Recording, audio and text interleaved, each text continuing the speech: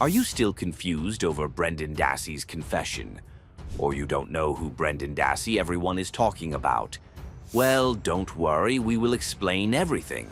In 2007, a 16-year-old boy named Brendan Dassey confessed to helping his uncle, Stephen Avery, commit a horrible crime, the rape and murder of a 25-year-old woman named Teresa Halbach. This confession became the key piece of evidence that led to Dassey's conviction. His words were recorded during a 4-hour-long police questioning and later shown in the popular Netflix documentary series, Making a Murderer. The show examined both Stephen Avery and Brendan Dassey's trials, and their cases shocked and angered many viewers. People began to ask an important question. Was Dassey's confession the truth? Or was it forced out of him by the police? Brendan Dassey's story is a complicated one.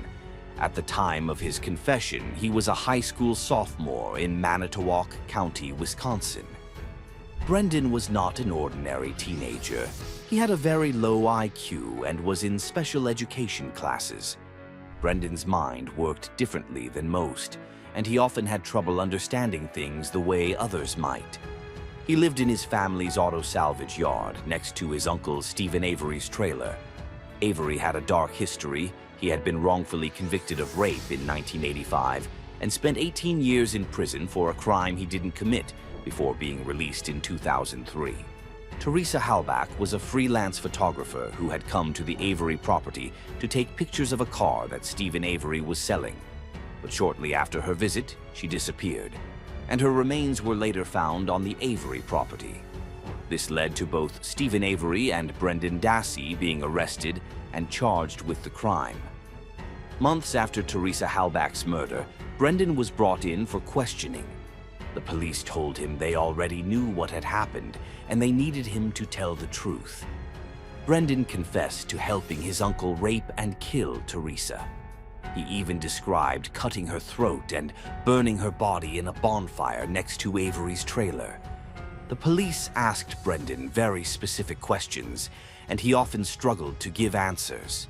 Sometimes it seemed like he was just guessing, trying to say what the officers wanted to hear. The video of Brendan's confession became the center of the case against him. Prosecutors used it to prove his guilt, and in 2007 he was convicted of first-degree intentional homicide, mutilation of a corpse, and first-degree sexual assault. He was sentenced to life in prison, with the possibility of release in 2048. But when Making a Murderer was released in December 2015, it raised serious doubts about Brendan Dassey's confession. Was he guilty? Or had the police tricked him into confessing to a crime he didn't commit?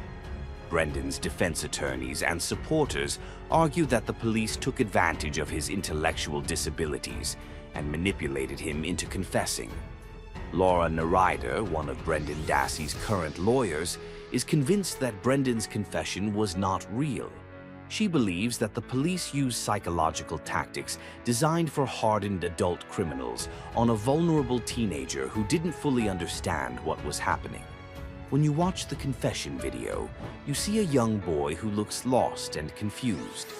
He barely speaks above a whisper and often repeats the things the officers say. His confession was the main piece of evidence used against him. Brendan took the stand during the trial and said that he had made everything up during his confession. But it didn't matter. The jury believed his original words, and he was convicted. Many experts believe that Brendan's confession was a false one.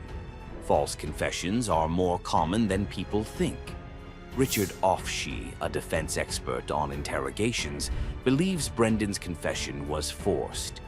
Brendan's case has drawn attention to the problems in the U.S. justice system, especially when it comes to handling young people and those with intellectual disabilities.